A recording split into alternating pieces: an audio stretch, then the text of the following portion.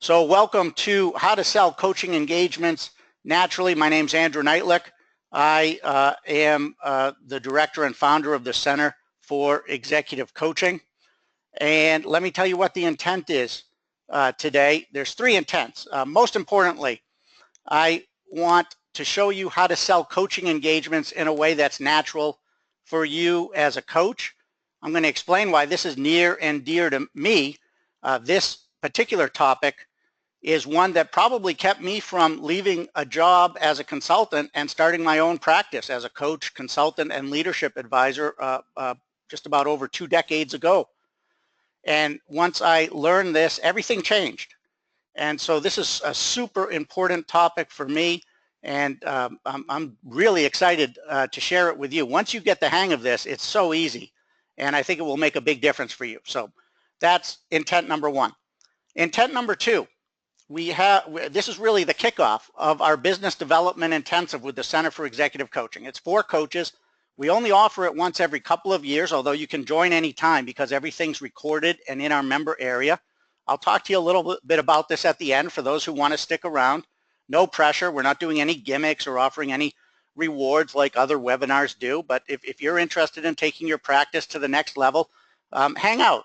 You should hang out anyway because I'm going to show you a bunch of core competencies that you need in business development, and you might find those of interest, and you can do a quick assessment of how strong or weak you are in those. And if you want, you can join. This is really the first class, and I hope you'll choose to join. And for those of you, for those of you who are in the market for a coach training certification, especially executive and leadership coach training, I hope that today's webinar might show you why the Center for Executive Coaching stands apart. You're going to see today that I don't think anyone holds a candle to us in terms of our content for executive coaching, let alone our business development support and training, and you'll see that part today. So that's the intent. The agenda should be showing up now. It is a lengthy agenda, but really I'm not going to take you through all of these bullets. I have plenty of time for that. There's basically 3 parts here. Some quick introductions. I'm going to show you what you came here for, which is how to shift from thinking about selling as something that might be inauthentic, gimmicky, scripty, and unnatural to something that's natural, right? So most of the bullet points are a step-by-step process to start to think about that. And then at the end, I'll talk about the business development intensive, and if you'd like to join that, I'll talk about next steps and give you the usual obligatory incentive to join now. That's basically what the agenda is, okay? For those of you who are already in the Center for Executive Coaching or in this program, you obviously don't have to join or stick around for that because you already know. Quick introductions. First, let me just start with a testimonial from one of our members, Eric, who reports that he's had a 400% return on investment from the courses he's taken with us. So I always appreciate testimonials. If you join up with me on LinkedIn, you'll see over 200 recommendations from our members and graduates. I hope you'll do that so you can take a look at the value we provide. We're really something unique in the market. Okay. Here's my bio. You can read it on screen as well as I can read it to you. Again, what I want to share with you is that I have a coaching practice. So in addition to leading the Center for Executive Coaching, I've been coaching now for over 20 years. And it was a bumpy road for me when I first got started. First, it took me a while to build up the courage to get started. I did it while I had a full-time job. And I guarantee you I made every mistake in the book, probably more mistakes than any of you have made. And I made mistakes in selling, in marketing, in choosing a niche, or I should say not choosing a niche, and how I presented myself. And so again, I'm delighted to be talking to you today about selling. When I first started, I thought there was some magic script or formula. I read all these sales books about the double reverse, upside down, stand on your head close, the how to qualify people with this line or that line. I really thought selling was some sort of script or formula you could learn, and it all felt gimmicky when we were selling professional services, and especially something as intimate and personal as leadership and executive coaching. And it took me a while to figure out that no, that's not true. We can use what we do best, which is coaching, to guide the buyer through the buying process and be ourselves and be perfectly natural. And so if you need to know anything about me in terms of the bio, it's that I struggled when I first started, and everything I do now is me. It's perfectly who I am. I don't put on any airs. You can hear that, I hope, on this. I'm not trying to be slick. You know, I make mistakes. I'm who I am. I still make plenty of mistakes. But I've learned along the way how to build a practice basically just being myself and letting the prospect and the clients be themselves, and it's made all the difference. And I think you'll see at least one of those shifts on today's webinar. So that's who I am. Other things you should know: I'm a tennis player. I love to read, especially mysteries. Have 3 kids. Love my wife and family. Spend as much time with them as possible. What I love about coaching most is that I run my practice and the Center for Executive Coaching from a home office. Spend a lot of time with family as a result, and it's just a wonderful career. And I hope you're experiencing the same thing.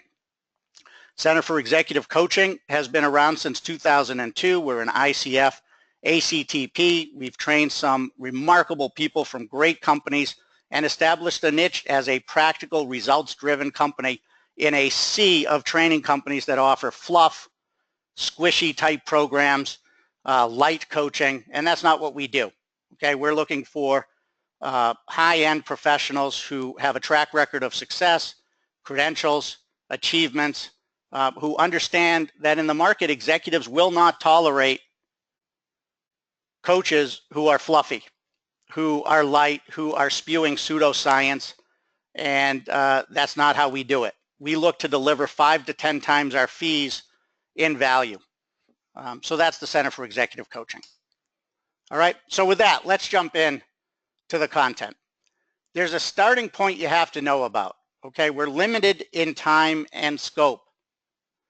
And so today the assumption is that the prospects already agreed to meet with you about an issue that they have, right? When we talk about business development, we're talking about marketing and we're talking about sales.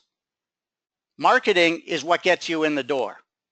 Sales are the conversations you have that get somebody who's interested to hire you, assuming that they are interested and they have the money and they can make the decision. That's where we're at today.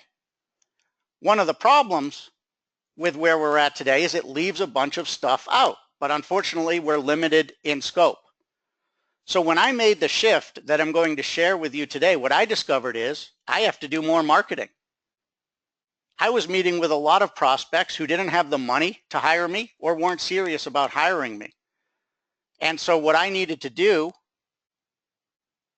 was get a lot more meetings, get much more visible, because I was fooling myself. I was thinking that just because I met with somebody, they were going to hire me, that I had good odds or good probability of being hired, and that's just not true. So today might turn you on your head in terms of how you think about business development and where you spend your time. You'll see that soon.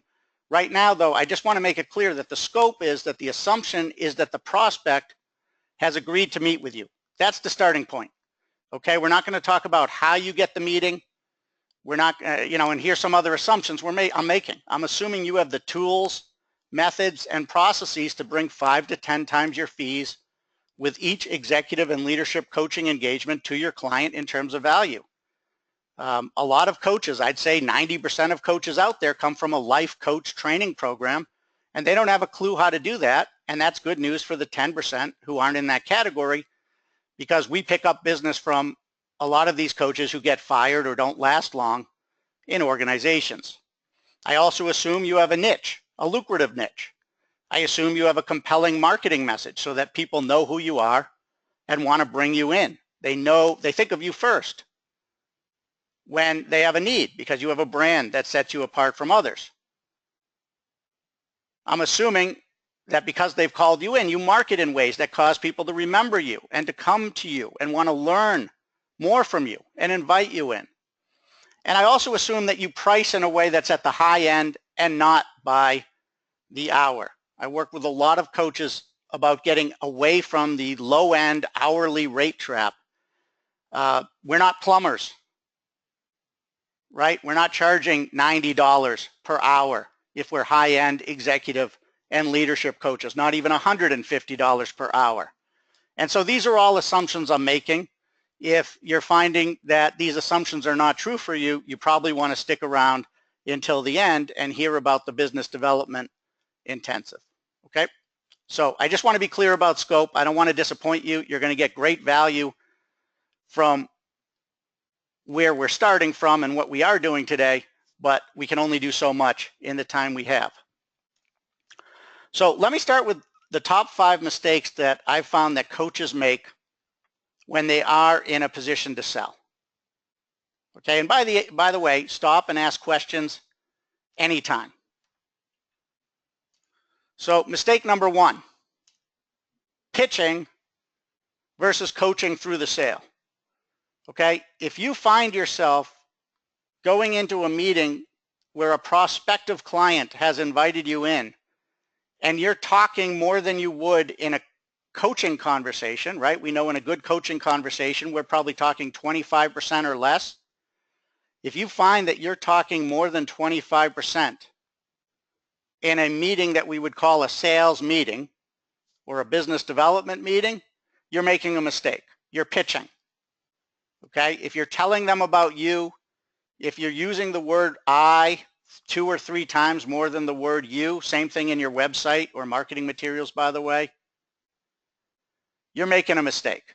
Okay? What we're going to talk about today is how to shift that so that you're coaching them through the buying process. You shouldn't be pitching them about the value of coaching. You shouldn't be pitching them about how great you are. You shouldn't be pitching them about all the ways you can help them. All right, that is mistake number 1. Mistake number 2 is reading the prospect's mind versus asking questions to find out. So for instance, if the client says to you, what are the benefits of executive coaching? And you start jumping in with the top 5 benefits of executive coaching based on the latest study from the International Coach Federation, you're basically reading their mind based on what you think they want to hear. Big mistake. If the client says to you, how does an executive coaching engagement work? And you jump in and say, well, we typically meet weekly for an hour, or we meet monthly for an hour, or whatever it is that you do, you're making a mistake. You're basically reading their mind, and if that's not what they had in mind, you've probably lost the engagement. What you want to do is ask questions to find out. So in both mistake number 1 and number 2, the solution is the same thing. It's what we're building towards in this webinar. The solution is, once again, you're going to coach them by asking questions to find out exactly what they need. Okay? Mistake number 3. When I've observed coaches, sometimes we'll role play, and I'll watch coaches in action in role plays. In fact, in the business development intensive, we do sales clinics where we'll practice different scenarios. I also do it one-on-one, and sometimes I've gone with coaches on business development engagements to listen in. And what's really interesting is that when a client or a prospective client presents their problem and why they might need coaching, what some coaches do is they actually jump into coaching them on the problem and fixing the problem before they've been hired as a coach. That's a big mistake. The context of a business development or selling conversation is to find out if there's a fit. It's to find out whether the two of you should work together, not to start coaching them to solve their problem. As soon as you do that, to use the classic cliche metaphor, you're giving the milk away for free. So again, think to yourself, do you do this or not? I've seen coaches do it and they don't even realize that they're doing it. And that makes sense, right? We love to coach. So why wouldn't we just jump into coaching, start diagnosing the problem? You know, a technology executive says, geez, I really love tech. I can't stand dealing with people. Why wouldn't we jump in and say, well, tell me more. What's your leadership style? Tell me about your people. Let's list the members of your team. Let's get into it. Well, that's fixing the problem. That's valuable. I assume you think your coaching is valuable. Why would you start doing that before you've been paid? Stop doing that if that's what you're doing. The nature of this conversation, as you'll see in a moment, should be very different than that. So that's mistake number 3. Again, the proper conversation is coaching, but not about fixing the problem, rather coaching to find out if they want to buy from you and hire you. Mistake number 4, very common, not being on equal footing. And here you see a nice picture of a cute puppy begging for food. It's a great metaphor for many coaches. Many coaches tell me they feel desperate. They don't feel like they have value to bring to executives. Many have never been in the same executive role or don't feel like they have. And that's okay. You have credentials. You have things that you can bring to the table. You see things that they don't see. For instance, if you don't have an MBA and everybody in that company that you're trying to coach in seems to have an MBA, that's great. What I like to say, I have an MBA, but what I like to hear is, hey, you have 1 million people in your company who have MBAs and you're telling me the company's a mess. Wouldn't it be nice to have someone who has a fresh perspective and doesn't have an MBA? But a lot of coaches come across as not being on equal footing. You can feel it. You should be very comfortable being on equal footing. If you're not, if they sense desperation, if they sense you're not willing to charge what you're worth, if you're not willing to charge the high end of what the market is charging, if you're not willing to call out the prospective client if they don't seem serious about solving their problem, if you're not willing to be open and honest about what you're hearing during the buying process, well, they're not going to respect you and they're not going to hire you. So that's mistake number 4. And finally, mistake number 5 is chasing a prospective client versus looking for a yes or a no. As you'll see in this presentation, when I'm coaching the client, when I'm coaching the prospective client during the business development process, I'm looking for a yes or a no or clarity about when they will give me a yes or a no. That's it. I'm not trying to chase them for a yes. In other words, and this relates to number 4, being on equal footing, if I feel like I'm chasing the client, that's a big red flag for me. That means I care more about solving their problem than they do. And I do not want to be in a coaching relationship if that's the case. Put another way, if the courtship is bad, the marriage is going to be horrible, right? If I'm chasing somebody in a courtship, the marriage is going to be terrible. So I'm not going to chase. This relates very closely to being on equal footing. The minute I feel like I'm chasing the client, I stop and I back away. Because if I'm chasing a busy executive, how do you think they're going to think about me? They're going to see me as desperate. They're going to push back. Okay? I'm not doing that. I want a yes or I want a no. A yes is best, but a no saves me time. If I get a no, I can focus on marketing and on getting more meetings. If I'm caught in the middle where I'm chasing a client and trying to get them to that magical yes through magical sales scripts, then I'm back in this world where I'm being inauthentic, gimmicky, I feel horrible about myself, and I'm really wasting time that I should be spending on marketing and on getting more visible, establishing my brand, establishing my name. Okay, so we're going to talk about all of these. You'll see this all come together in a moment when we talk about the conversation to have with clients. Are there any questions about these 5 mistakes? Can you start to see where this is heading? Let me just take a pause here. Does this make sense or not make sense? Has anyone had an insight you want to share or anything that you want to ask at this point? Anything that's confusing? Okay, so I'm getting quite a bit of makes sense, totally makes sense. Okay, good. Thank you. Some are asking, how do I find if there's a fit? Good, we're going to figure that out. I hear good stuff, but I need to be reminded of it. Yes, exactly. One big aha, totally agree. All right, we're good. Thank you. I like this. Yeah, so we're going to move to how we figure out if it's a fit. So let's go there now. Thank you, Lorinda. So let's go. Here's the key. So this is it. And there's basically 3 questions you have to answer. I borrow this a bit from David Maister. Great guy to read. He's a guru of professional service firms. David Maister, M-E-I-S-T-E-R. You might want to read some of his stuff. Very nice. You have to answer 3 questions. Really, there's 2 that you can really answer with conversations, a third that will happen or won't when you're in a meeting with a client, prospective client. Okay? The first is, do they have a big enough problem that they're going to hire an outsider? Right? So think about this like going to the doctor. Nobody wants to go to the doctor, right? Well, except here in Sarasota, Florida, where I live, where there's a bunch of older people who sometimes they'll go to the post office because they have nothing to do, and they'll go to the doctor because they have nothing to do. But in general, nobody wants to go to a doctor unless they really experience a lot of pain. And the same is true with hiring an outsider, right? Nobody in business wants to hire a professional, especially a consultant or a coach where we're vulnerable. We have to open up and share unless there's a big enough problem.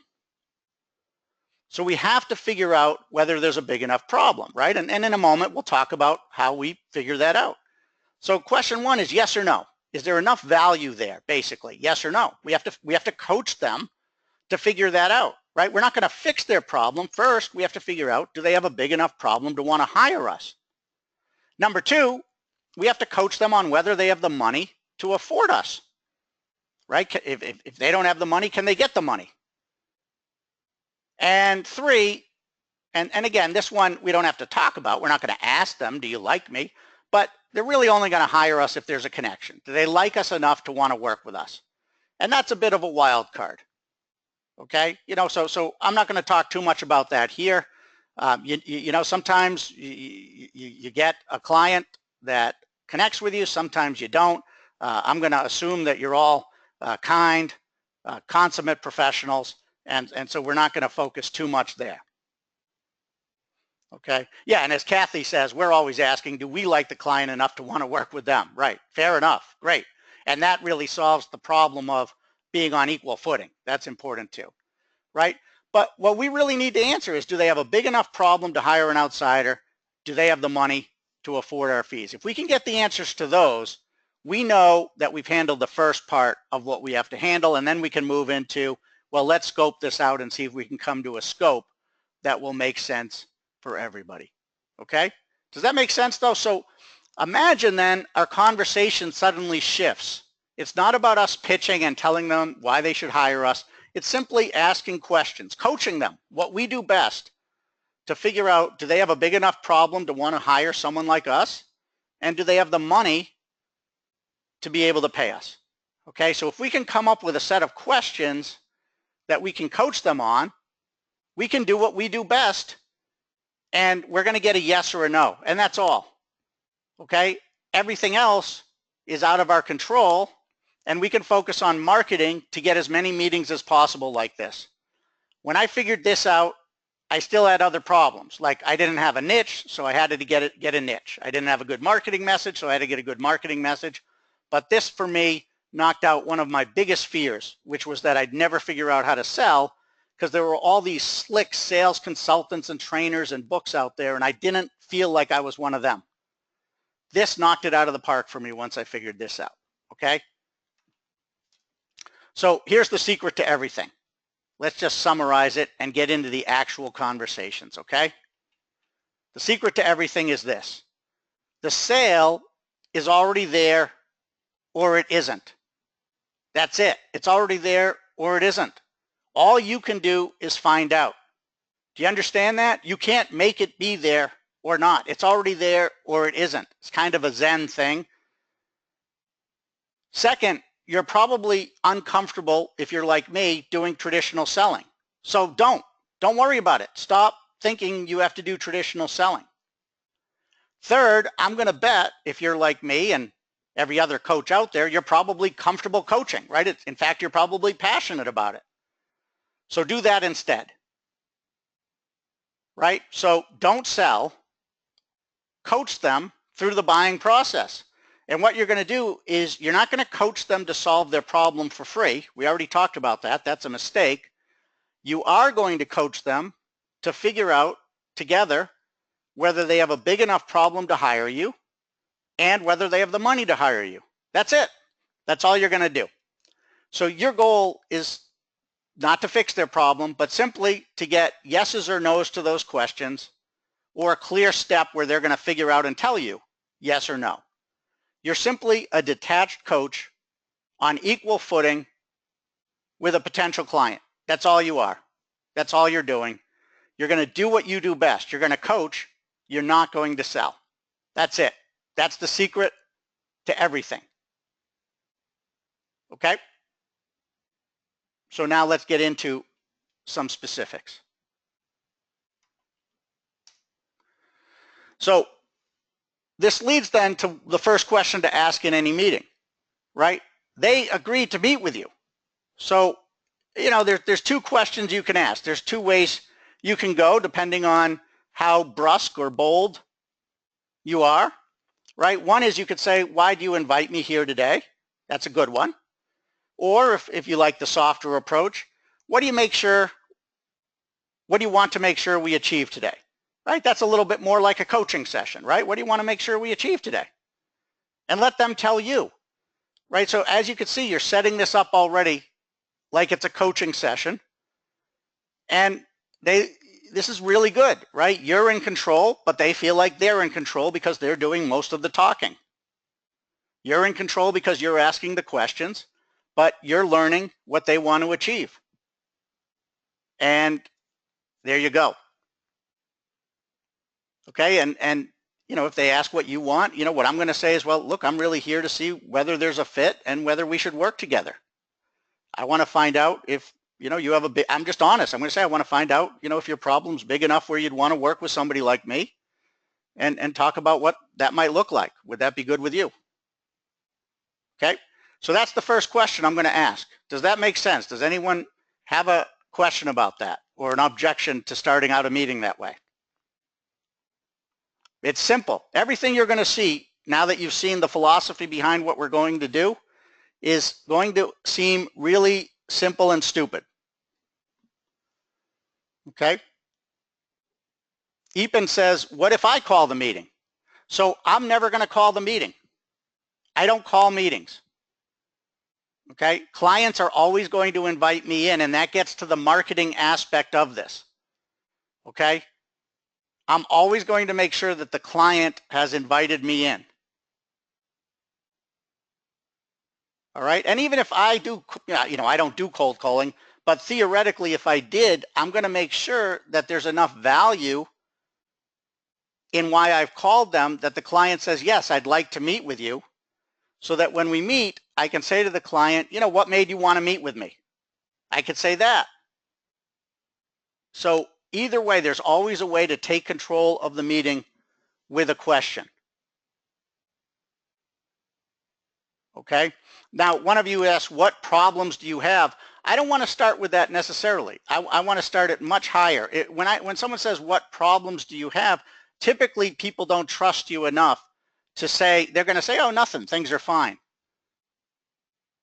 Right? So let's say that they don't open up and they say, you know, they might say something, well, I just was interested in executive coaching. Tell me about it. I'm going to say something like, well, you know, it's really hard to give a general overview of executive coaching because it helps with so many issues.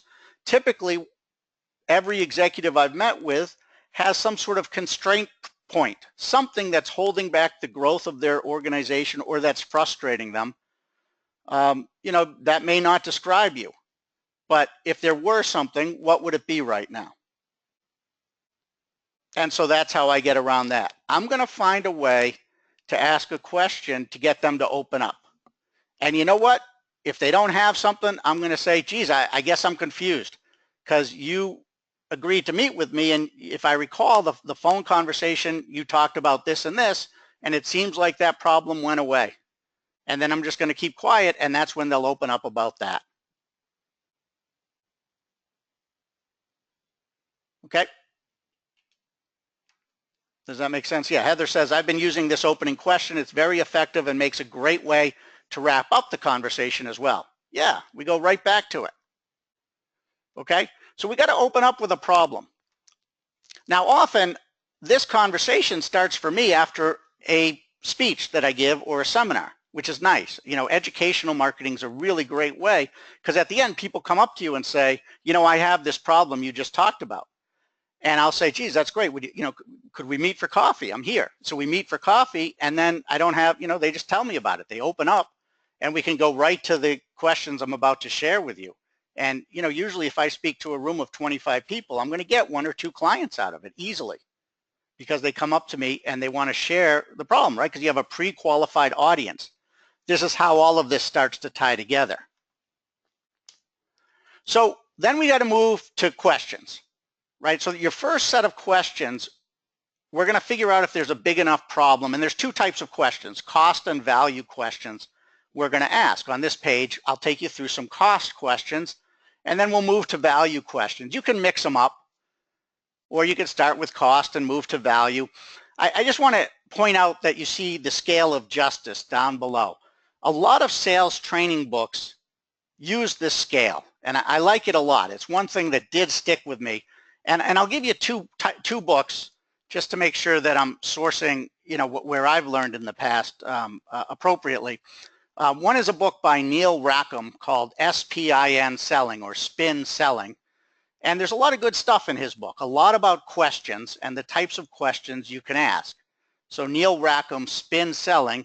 And, you know, what he'll tell you, as will the other book I'm about to mention, is that the idea is you're going to ask questions so that if your fees are held in one of the buckets on this scale, and value or the cost of the problem, let's say the cost of the problem is represented by another bucket, you're going to ask questions so that the client's cost or the prospective client's perception of cost of their problem is so big that your fees start to seem light in comparison.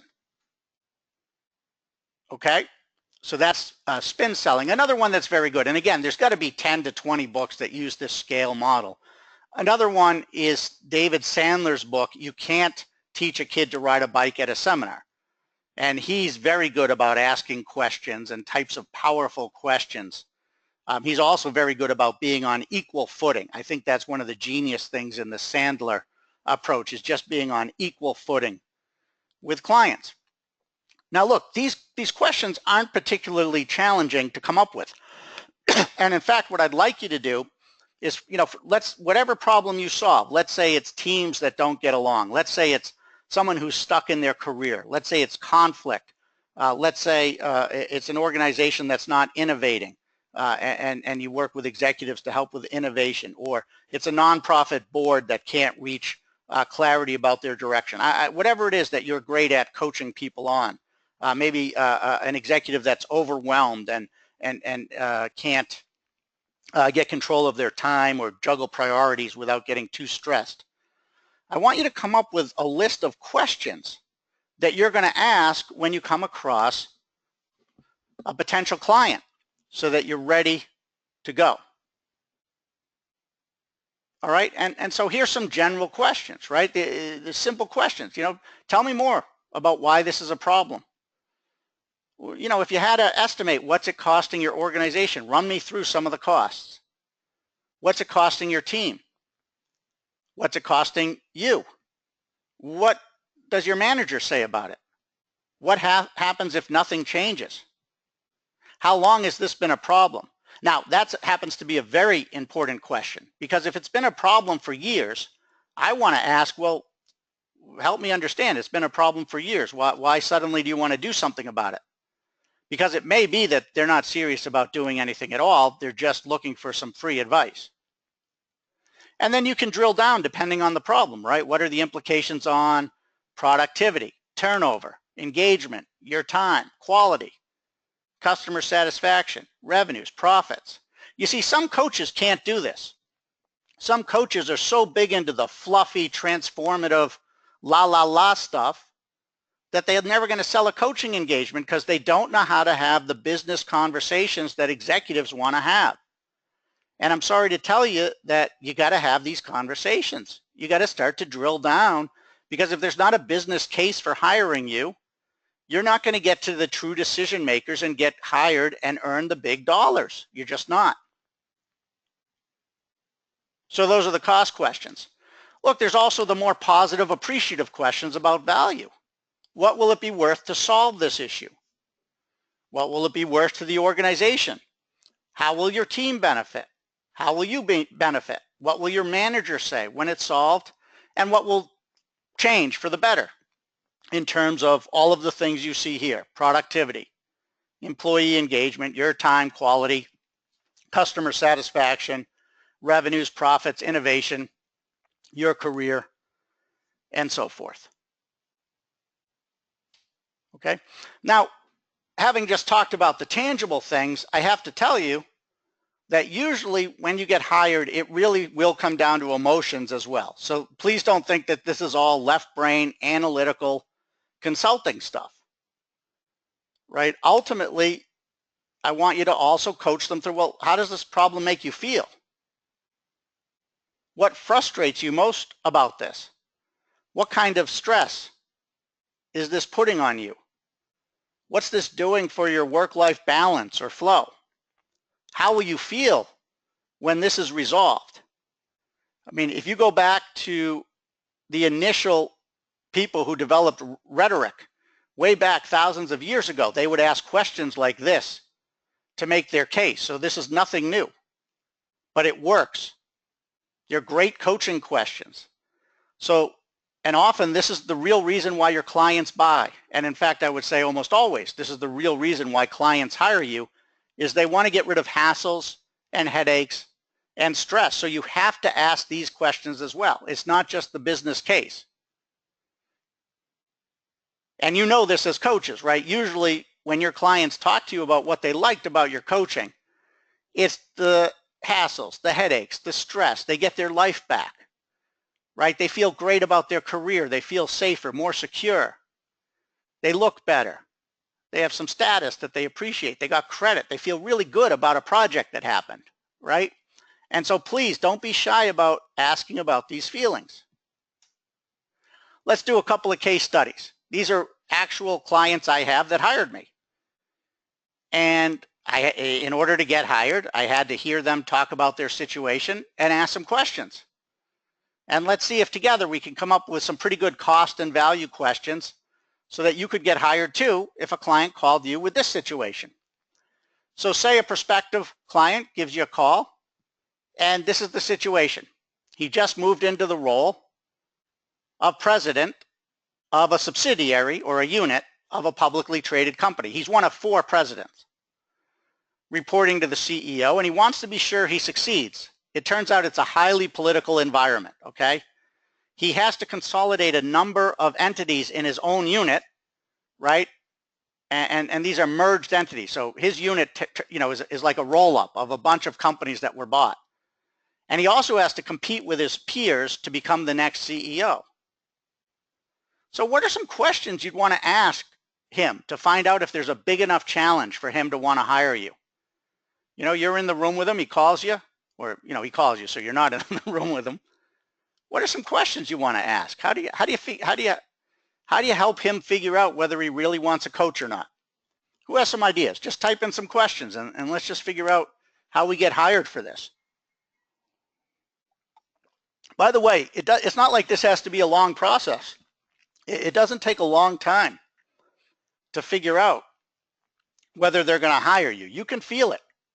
If it's there, if they feel the pain, you're going to know it within a few questions. Okay? Yeah, so Richard has a great starting question, right? What's the potential value of coaching for you in this situation? Good.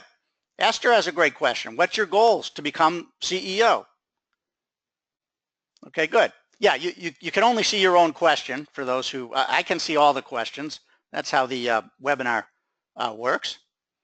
Good. One asks, what do you see your next 100 days to look like? Great question. What's bothering you most about this situation? Terrific. What are your concerns right now? Excellent, Leslie. Great. Deborah says, what's your timeline? for accomplishing this? Yeah, what would you like to achieve over what timeline? How would you describe the political environment of this organization? Yeah, I'd even turn it to a more feeling question, right? What concerns you most about the politics of the environment? What are your risks as the new person on the block? Yeah, there it is. BB says, what scares you most about this opportunity? Sophie says, let's see, if you had this in just the way you'd like to have it, what would this do for you? Excellent question. Good. So a lot of great questions. Some are repeating, so I'm not going to read them all. What's the greatest challenge for you in this political environment is terrific.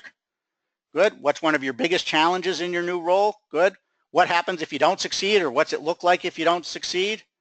Good. What happened to your predecessor? Great question. How do you make sure that doesn't happen to you?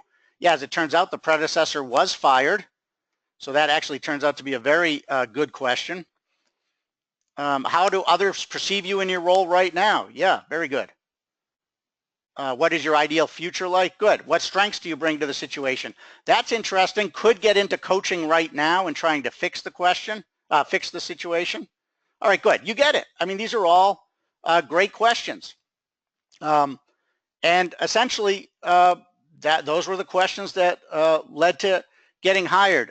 If I were going to ask some things that might be missing here, I also asked him a little bit about his concerns about the merged entities. We didn't talk about that, but you know, what's the value of the merged entities now? What could they be? What are your concerns about the team that reports to you? How well do you know to the team? And he had a lot of concerns about his team and trusting his team and whether he had the right team. So we were able to carve out a very nice coaching engagement that talked about, on the one hand, managing up, managing across, and managing his team. So there were really three components to a very nice coaching engagement. And it all started not just by scoping it out, but by looking at the value that was there. And look, this is, you know, this is a $250 million company. He was charged with making it $1 billion company. So, you know, do you think there's room for a $25,000 6-month coaching engagement in there? Yeah. I mean, if anything, you know, he told me once I'm too cheap. But it also turned into some team facilitation. We extended another 6 months. So, you know, it turned into a lot of nice other work as well.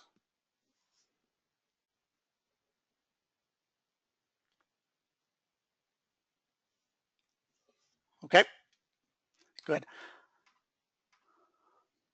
All right. So there were three components. Again, it was one engagement, but we'd mix our conversation. So it was managing up, managing across, and then a lot about his team that reported to him. I don't like calling that managing down, but really managing his direct reports. Good, you get it. Let's do another one. This is a regional manager of a financial services firm. And I met him actually through my wife, who was on the board of directors of an organization, and so she made the connection. And he told me he wants to be a leader of leaders and move up in his company, right? So he was doing fine. He had a coach before and was thinking of hiring another coach to help him do whatever was necessary to move up to the next level of leadership in his company. What questions would you ask him to find out if he's serious about hiring you? Yeah, Daniel says, tell me about the specific results you're after. Good. Yeah, what does leader of leaders mean to you? Great question, right? Because that's so general. Anytime someone mentions leadership, we want to get specific. Good. What experience have you had with a coach? Yeah, we might want to know about that. I'd call that a neutral question, right? It doesn't really get to cost or value, but it could if it was a bad experience. What did you achieve with your former coach? Okay. What challenges do you think you'll face? Good. Yeah, we want to know that to figure out if it's big enough. What happens if you become a leader of leaders? Good. You know, what's in it for him? Why does he want to do this? What might be your biggest challenge? Good. Who are your role models? Okay, good. Again, is that, are we coaching him, or is that leading to figuring out if he has a big enough problem? Good. Why is it important to you? Great question. The why questions are really good during selling, right? We want to figure out why it matters to them. How will you know when you've achieved your goal is good. What would you like to achieve with a coaching relationship? Again, good. We want to see if there's a big enough goal that's going to get them where they want to go. Good. A lot of stuff. Let's see. What might be obstacles? Good. So, you know, this was a pretty simple one. It didn't take a lot of questions. You've all asked them. Let me see if there's any others here. How does this goal to compare to the others you have right now? Okay, interesting.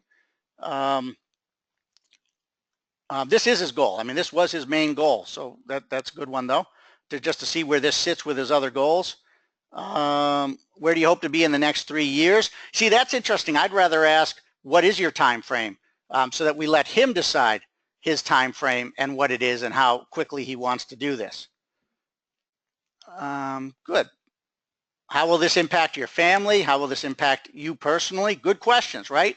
If we feel like the rapport is there, we can go from the professional to the personal and ask, how will you feel about this? What will this mean for you? Great. This was an easy one. This only took a few questions like the ones you're asking.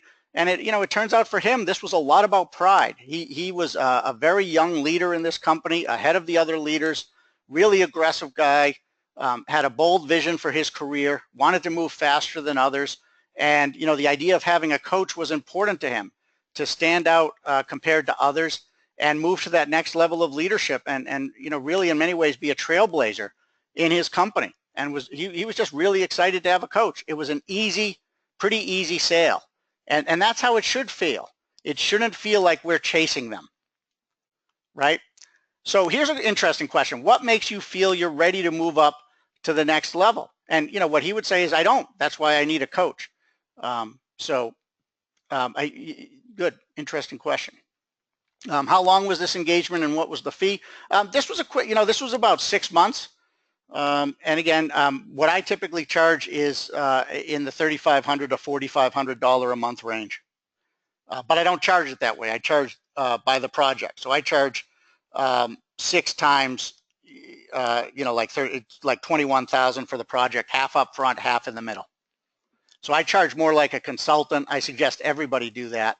Hourly rates make no sense unless you're going through HR. And even then, hourly rates really make no sense. All right, good. So you're all getting it. I appreciate it. This is a really good group. Those of you, and I can't get to everybody's. There's a lot of things here. So this is how it feels. Look at this. Oh, I'm not there yet. Actually, I'm almost there. There's a second set of questions you have to get good at. And what I've found, hold on, let me erase these questions just so we can move there.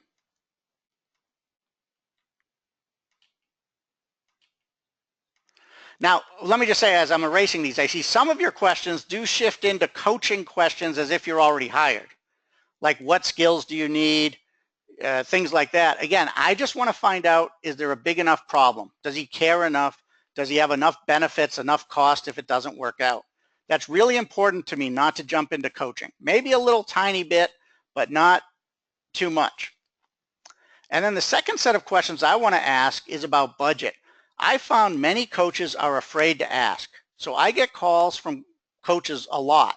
And they say, Andrew, I was just asked for a proposal. How much should I charge for this? And my answer back is, why are you asking me? I wasn't there. I don't know this person. You got to ask the client directly, the potential client directly. You can't put it in a proposal. If they ask for a proposal, you have to say, and you'll see this in a minute in this presentation, you have to say, great. Can we spend a little time so that we can work together on pricing and scope? Because often when they're asking for a proposal, it's just to put you off. They don't want to hire you and they're too polite to say it. Okay? So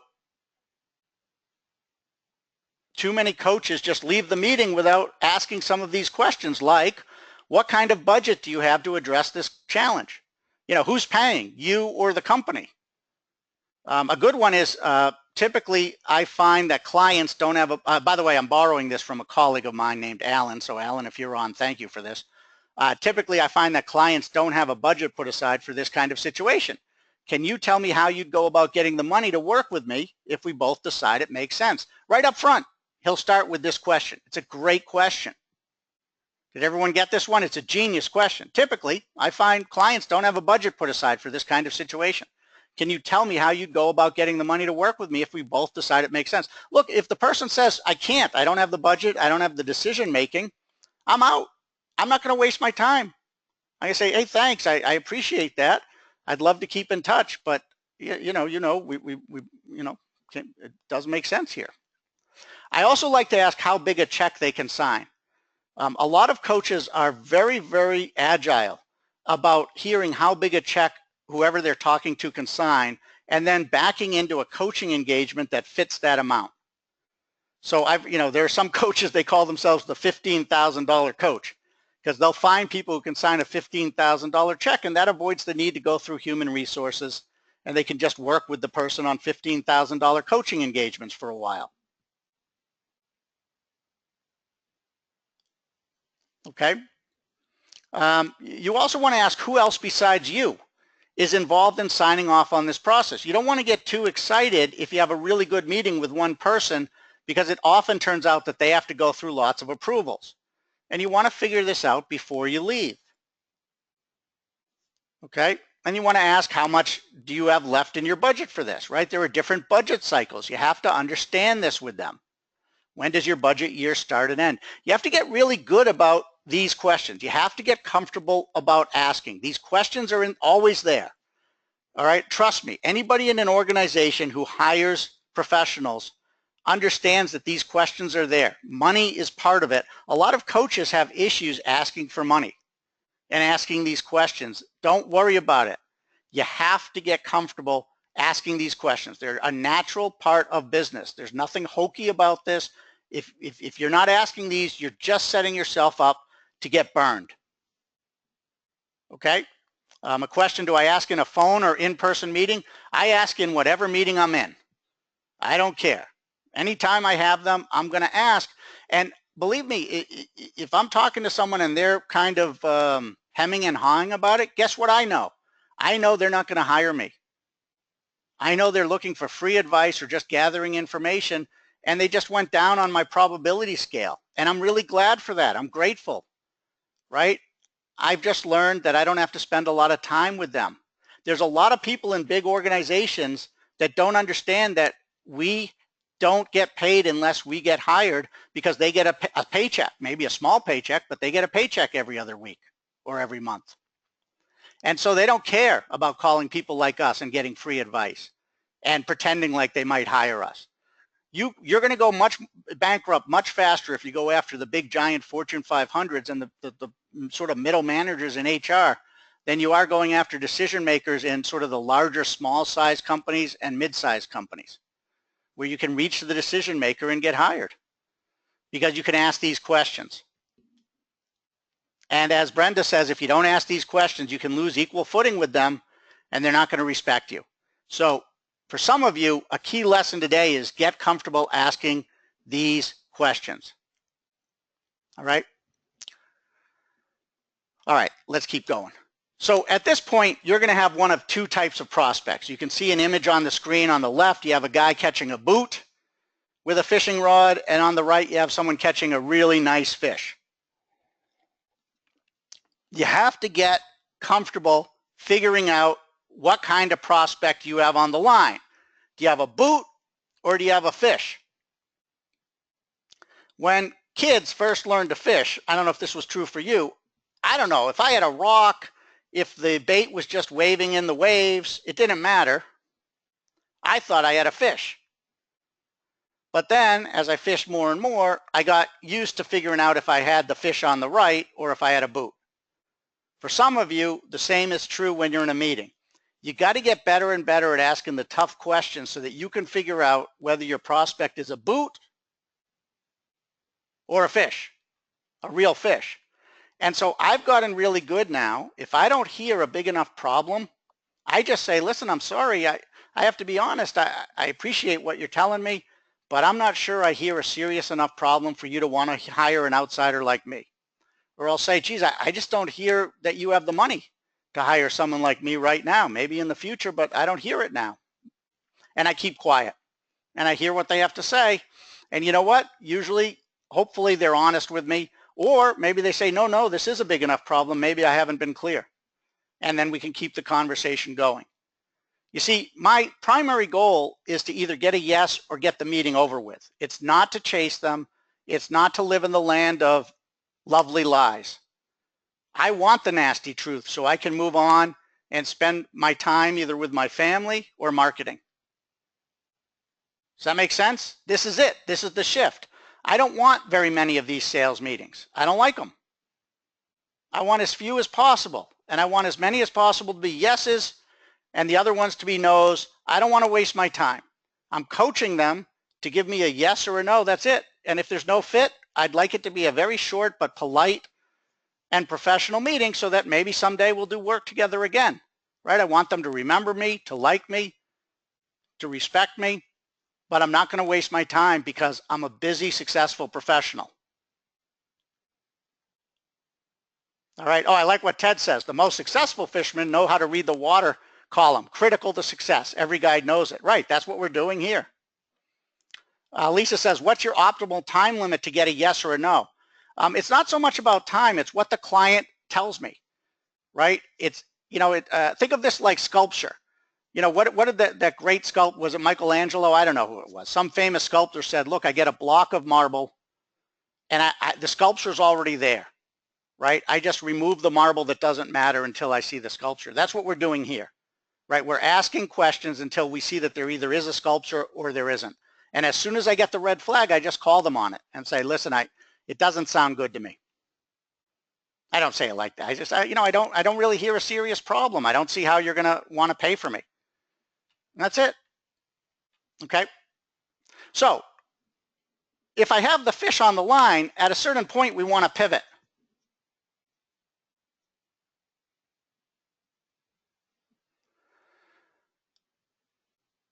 Okay. So, if it sounds like there's value, if it sounds like there's a problem, there comes a point where I'm going to say, geez, this sounds interesting. Tell me how in an ideal world, how would you see us working together? I want them to tell me. I don't know. Do they want consulting? Do they want coaching? Do they want training? The problem with coaching is it's not necessarily a complete solution. And I hope all of you as coaches offer multiple different solutions, not just pure coaching. But sometimes they don't know. If they don't know, I'm ready. I'm going to say, hey, I think I can help you. Here's how I recently helped a client in your situation before. And if you don't have a client that you can refer to, I'm going to say, I think I can help you. And I'll take out a piece of paper and I'll map out, look, let me show you a 3-step process. Or I'll say, I think I can help you. I typically start with an assessment, and then we're going to meet weekly. And I have a really nice toolkit that's going to knock out your problem. Would you be interested in hearing more about it?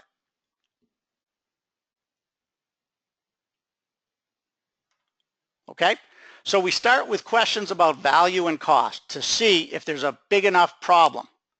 There is or there isn't. We move to money and budget. Okay, by the way, they're going to ask, well, how much will this cost?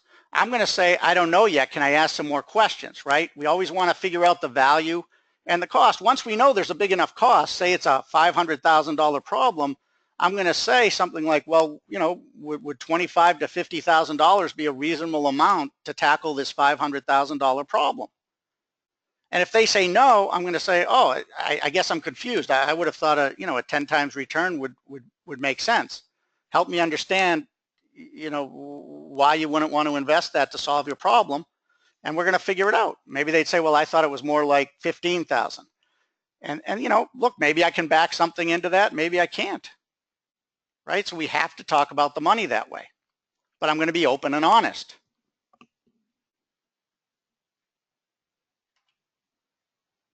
Okay? And then again, we pivot to scope. And again, I want to coach them through that as much as possible. All right? There's a question about guarantee. Again, I get into that elsewhere in the business development intensive. There's a question about, does the organization buy? Does the client buy? It could be either. And we get into that in the business development intensive. All right, let me talk about objections. There's 6 top objections. You better know how to handle them. All right. 1, send me a proposal. You see in front of you a picture of somebody on the street handing out a marketing flyer. She is essentially saying, here, you throw this out for me. And when your client says to you, your prospective client says, send me a proposal, he's basically saying, I don't want to tell you no. Send me a proposal. You're basically saying, here, you throw this out for me. Okay, if someone says to you, send me a proposal, from now on, what I want you to do is say, well, can we Can we spend 30 minutes and write it together? Because I can't read your mind. I want to know what to put in it in terms of pricing and scope. In the business development intensive, we give you sample proposals. They're about 2 pages long, 2.5 pages long. You close before you propose, to borrow from David Sandler and about 3 other sales books. All right, coaching proposals are not long. They're really simple to write. They're the easiest of all the professional services to write, but you don't write them out of the blue. You confirm with your client so that they're simply validating what you talked about in the meeting. You know, we're going to meet this often. These are the goals. This is the cost. You know, here's the scope and boundaries. Everything's confidential. I expect this from you. You cover all of that in the meeting. You know, and so then I can say, well, look, if I put this down on paper, will you sign it? And, you know, when do we start? And, you know, I'd expect the first payment of 50% up front. Is that okay with you? And they say, yes. I say, great. I'll get this to you tomorrow. When do you want to have our first meeting? That's it. Send me a proposal is no different than the Wizard of Oz telling Dorothy, go find the witch's broom, because he expected she'd never come back. You don't do it that way. You say, let's go together and get the witch's broom. Okay? Everyone clear on that? Never ever write a proposal again if you and the client have not agreed on scope and price, and that they'll sign it if you write it, you know, if you give it to them. Okay? I hope I just saved a lot of you some time. Number 2, give me 3 references. Again, that's all smoke and mirrors. They don't want to hire you. They just want 3 references. Everybody clear on that? How do we know this? We know this because every single coach has started a practice without giving references. You didn't have references to give. You got hired. Every time I give references to people, they're lazy about it. They don't call the references. They were never going to hire me in the first place. I do it every once in a while as an experiment, or if someone acts insulted. And so the correct answer here is, let's say I give you 3 references, which, by the way, you know are going to rave about me. You know, I have a stack of references that rave about me. Let's say I give you 3 references. What happens next? And just keep quiet. And if they say, I'm going to hire you, I'll give them the references. I'll say, are you sure? You know, within what time frame? How will the money work? You know, all that. If all that's true, I'm going to give them the references. But if they say, well, I still have to think about it, I'll say it's too soon. I'm a small business. I really don't give references out except as an absolute last step.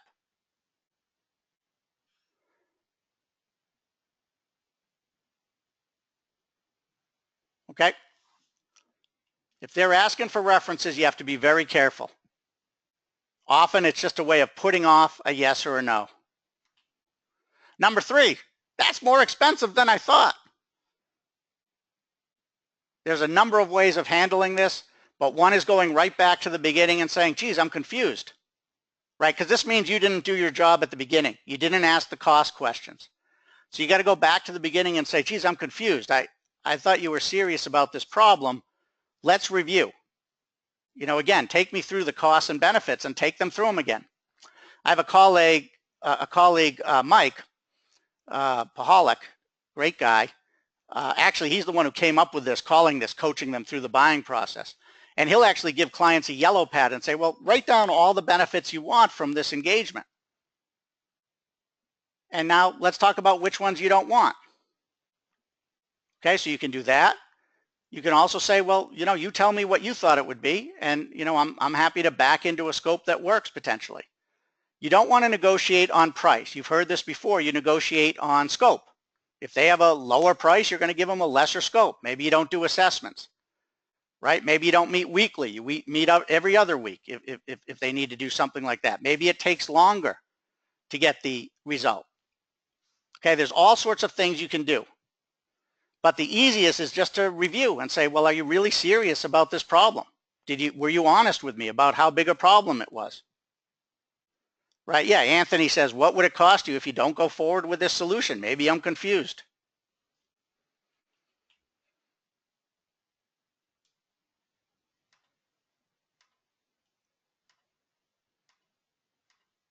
Okay, number 4, let me think about it.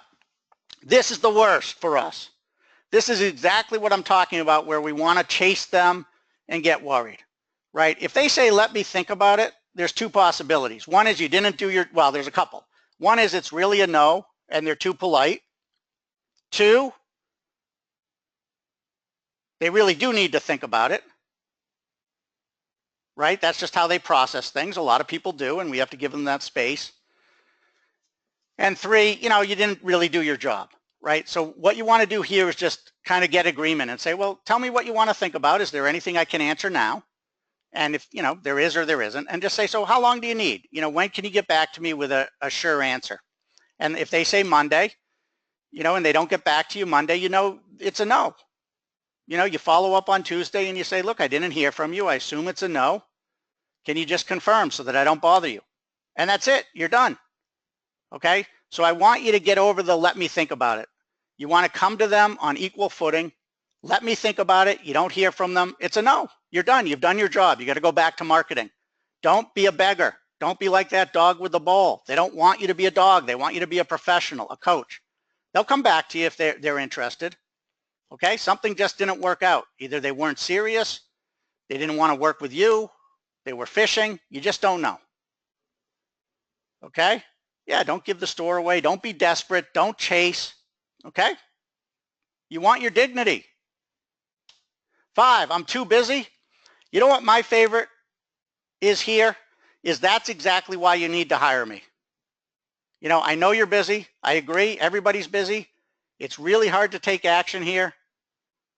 If you'd like, I'd be happy to come to you and get this signed and have our first session. But that's exactly why you need a coach. I can tell you that every one of my clients is really busy, but by meeting with a coach just 1 hour a week, they find that they're more productive, their priorities are in line, and they're more productive than they've ever been. So, look, I understand you might not believe me. I can't make the decision for you, but I'm telling you, this is exactly why you need a coach. What can I do to help you find just the 5 minutes it takes to move forward here? That's the only way I've ever found this. A colleague of mine compares this to having your client in the waves. You're on the boat. You have to find a way to throw them a life jacket. Okay? That's the only way I've ever found the I'm too busy to work. Or you have to just, that's it. That's the only thing I found. All right? And finally, number 6, Department of Passing the Buck. Send me something so I can sell this to my manager. Send me something so I can sell this to my manager. This is exactly the same as send me a proposal. What I say is, look, if you can't sell this to your manager, I can't sell this to your manager. And then you coach them through how they're going to sell it to their manager. That's the only thing you can do. For me, this is a red flag, right? Ideally, this comes up early in the process, because if I'm working with someone who has to sell it to their manager and they don't know how, odds are really good that this is not going to close. Okay, I'm not going to spend my time giving them all sorts of documents about how good coaching is, what it does, so they can sell it to their manager. If they're not powerful enough to sell it to their manager, we're already dead in the water. I want to talk to them. I could say, look, if you want to set it up with your manager, a meeting, we can do that. And then I'm going to ask the manager the same exact questions and hopefully find out that the manager has problems and agrees with the definition of the problem and wants to hire me. But if I have to send something to this person so that they send it to the manager, we're dead in the water. It's game over. Okay? Yeah, even if they have to put it in front of their CEO, I'm going to have to ask all sorts of questions. Tell me about the CEO. You tell me. You know the CEO. What's going to work for the CEO? And I'm happy to review something that they write for the CEO, but I'm not writing it. I don't report to the CEO. I don't know this person. I'm not doing it. It's a qualifying issue, as Anthony says. If they don't have the sway, it's a dead point, as it looks like Brady says. Yep, no literature will sell it. That's right. It's already, the probability just went down a bunch when I hear that. This is Department of Passing the Buck. They've just wasted my time potentially. Okay? So there you go. All right, let me do one more piece for you. Whoops. Oh, 2 more pieces. I'm sorry. Look, so I read all these sales books, as I told you, and they had all these closes, like 200 closes. And the best close in the world for coaches, right? You don't have to get fancy. It's a coaching question. The best coaching question. What do you want to do next? This is it. If all I do is ask this question, eventually they're going to say, I want to start. And that's how you close. If they say, well, I need this or that, you get objections. And that's good. You'll know where they stand. And I can ask questions, say, well, tell me why you said that, right? So I can find out the reason why. I can answer the objections. The 6 objections that just came up. If they raise other things, I can ask why and understand. If it sounds like they're not serious based on what they just said, after I understand it, I can say I'm confused. I thought we just went through this conversation about how serious you were, and now I'm hearing this. Help me understand the difference, right? Again, I'm not going to read their mind. I'm not going to make assumptions. I'm just going to, ask questions like sort of an empty vessel. And eventually I'm going to say, so what do you want to do next? And if all goes well, they're going to say, I want to start. How do I start? Lead me through it. I'll say, well, look, I'd love to put together a quick agreement, have you sign it, get payment for the first half, and, we can have our first meeting as soon as you'd like. Would that be okay with you? And that's how you close. All right. That's it. That's how you close. No fancy closes required. It's awesome. One other thing, I don't like going through HR, but if you are referred by HR to the prospective client, sometimes that can be an awkward meeting. I just want to give you a couple of quick things to say, like how do you open this up? It's real simple, but, can you tell me what your expectations are from a coaching relationship? That's an easy one. What would make this among the most valuable experiences of your career is a good one. What communication style do you respond to best? What questions do you have for me? Again, HR is bringing you in to a prospective client that may or may not want coaching. They might not be coachable. Again, I avoid these situations. I don't like it because you're up against 3 other people. Usually it's like a lottery ticket. It's kind of a beauty pageant. Often the client picks someone they're comfortable with instead of the coach they actually need. I tend to go for the small to mid-sized company that has a nice budget where I can work with the leader and the decision maker, and then they talk to HR, and I make HR my friend, but I don't like HR as the gatekeeper. That's not my strategy usually. But I just want to give you some quick questions to ask if you do work through HR, and it is awkward for the poor client who maybe never had a coach before. You want to know what to say quickly just to at least get the conversation going, and a lot really does depend on chemistry there. Okay? All right. So I hope you learned a lot here. The real thing is you want to shift over to coaching. You're coaching them through the buying process. And at this point, I want to just introduce you to the business development intensive. In a minute, I'll show you a set of competencies you should have. I'll show you how to sign up. This is really our first meeting. If you're not interested, you don't have to stick around, as I said.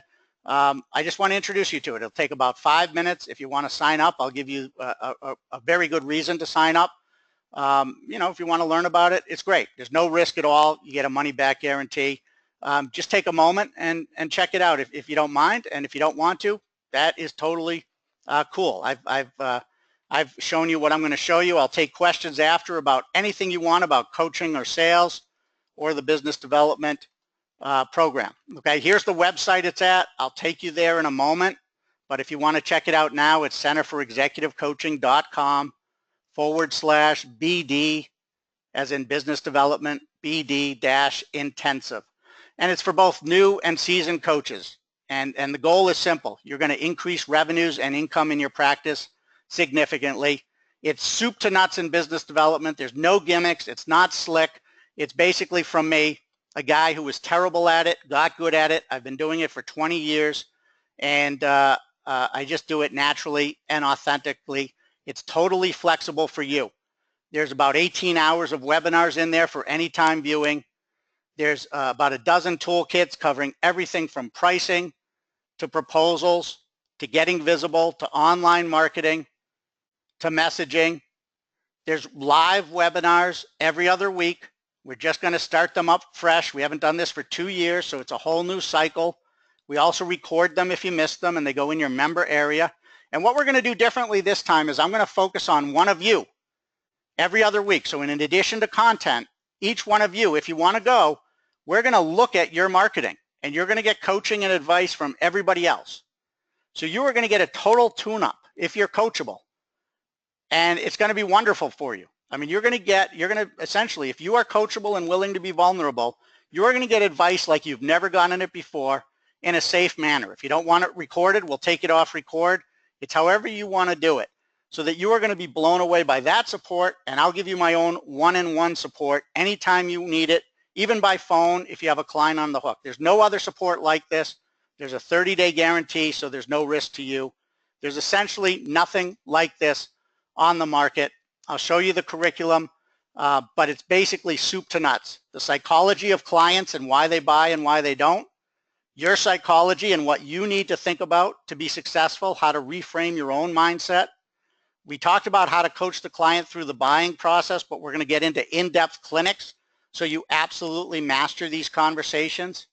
How to price to earn what you deserve, how to write successful proposals, how to choose the right target markets and be agile in them, what it takes to write a real marketing message. Most coaches have absolutely god-awful marketing messages that cause people to tune out, the right way to get referrals and form alliances, how to do educational marketing the right way to capture emails, to get people to come to you, online marketing without all the stupid gimmicks and hype that are out there, and how to do client relationship planning.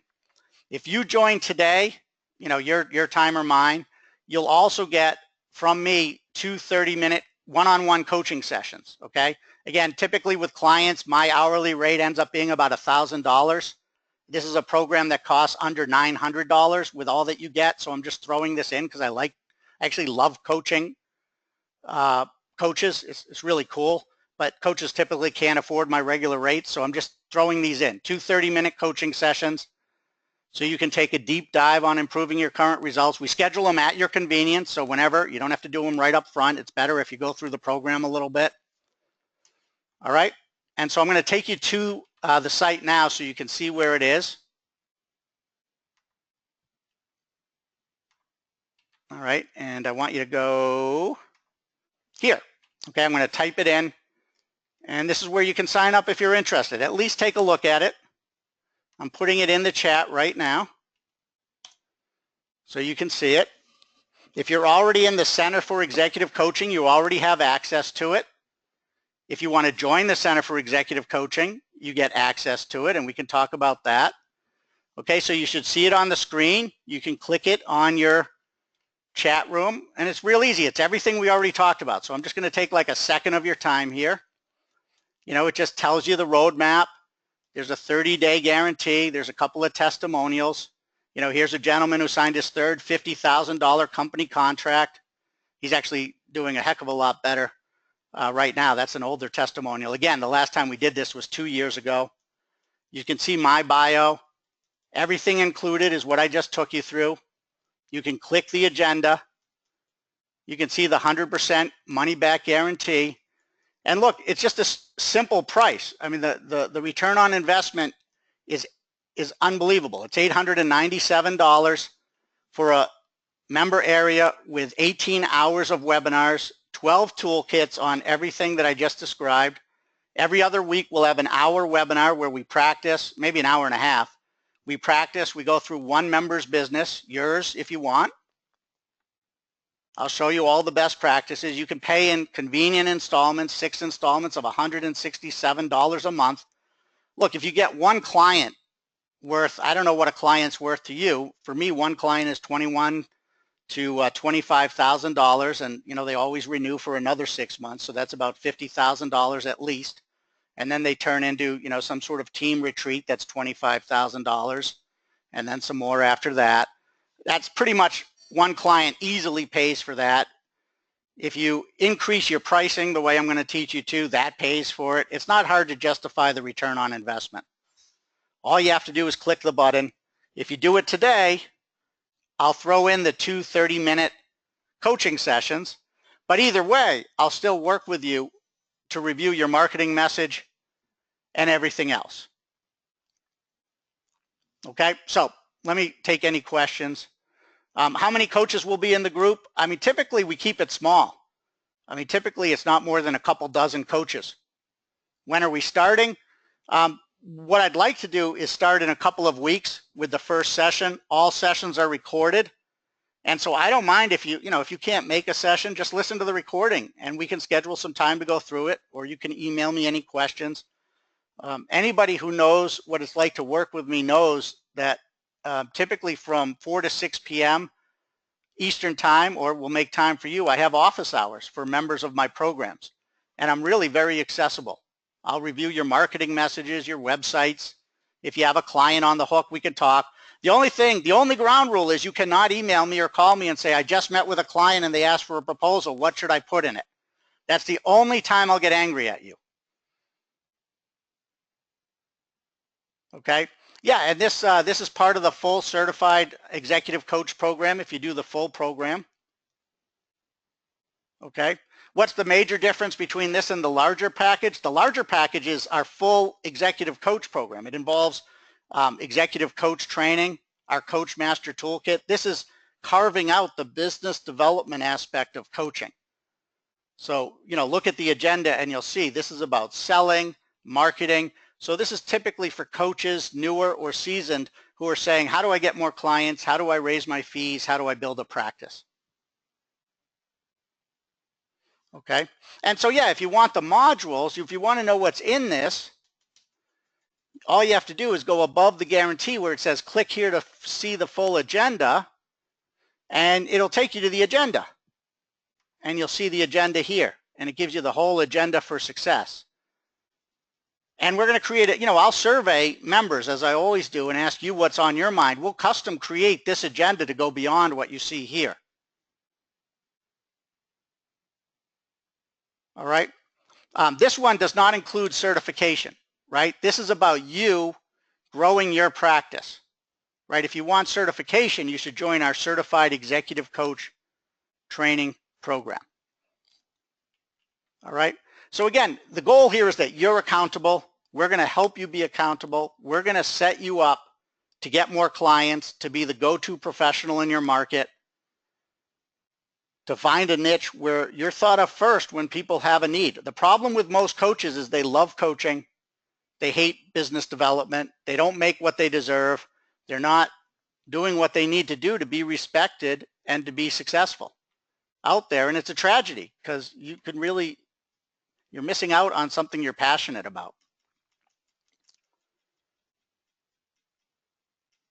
Okay.